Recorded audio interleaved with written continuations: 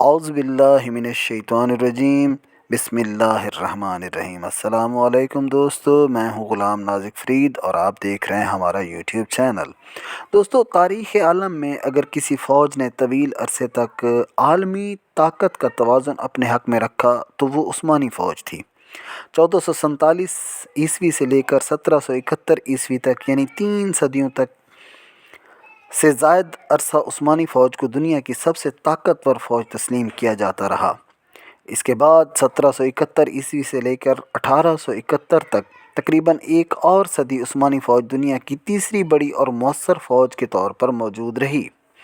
یہ بات تاریخ میں خاص طور پر قابل ذکر ہے کہ سن 1517 سے 1683 تک، یعنی 1.5 صدی سے زیادہ عرصے عثمانی فوج کی قوت دنیا کی تمام بڑی افواج کے مجموعی زور کے برابر سمجھی جاتی تھی، یعنی دنیا کی تمام فوج ایک طرف اور عثمانی فوج ایک طرف۔ یہ وہ زمانہ تھا جب خلافت عثمانیہ نے مملوک سلطنت کو شکست دے کر حرمین شریفین کی سرپرستی سنبھالی۔ سن 1517 یورپ میں ویانا کے دروازوں تک عثمانی جھنڈا لہرایا۔ 1529 سے لے کر 1683 تک اور بحیرہ روم کو عملاً عثمانی جھیل بنا دیا گیا۔ مشہور امریکی مورخ مائیکل اورین لکھتا ہے کہ عثمانی فوج اپنی آخری سانسوں تک پہلی جنگ عظیم 1917 میں بھی شکست خوردہ فوج نہیں لگتی تھی۔ یہ بیان اس حقیقت کو ظاہر کرتا ہے کہ عثمانی فوج زوال کے باوجود عسکری طور پر مکمل طور پر ٹوٹی نہیں تھی۔ پہلی جنگ عظیم جو 1914 سے 1918 کے درمیان لڑی گئی، اس میں بھی جب خلافت عثمانیہ سیاسی، معاشی اور انتظامی لحاظ سے انتہائی کمزور ہو چکی تھی، تب بھی وہ بیک وقت 5 محاذوں جن میں قفقاز، دارالانالیس، عراق، شام اور فلسطین پر جنگ لڑ رہی تھی۔ اس کے پاس تقریباً 29 لاکھ فوجی موجود تھے۔ برطانیہ، فرانس اور روس جیسی طاقتوں کو طویل عرصے تک روکے رکھا۔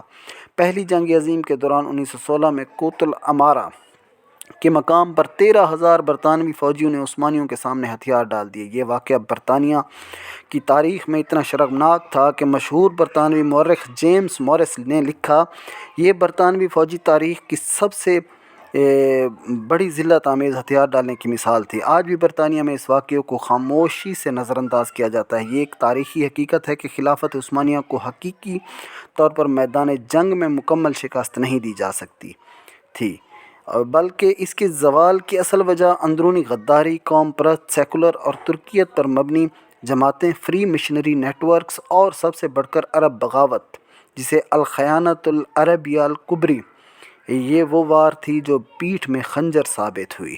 اس میں آپ اندازہ لگا سکتے ہیں کہ سلطنت عثمانیہ کتنی مضبوط تھی۔ سلطنت عثمانیہ کی فوجی طاقت کتنی مضبوط تھی، جو کہ دنیا کی تمام فوجی طاقتوں کے برابر ایک فوجی طاقت تھی۔ دوستو، امید ہے آپ کو یہ ہمارا ولاگ پسند آیا ہوگا۔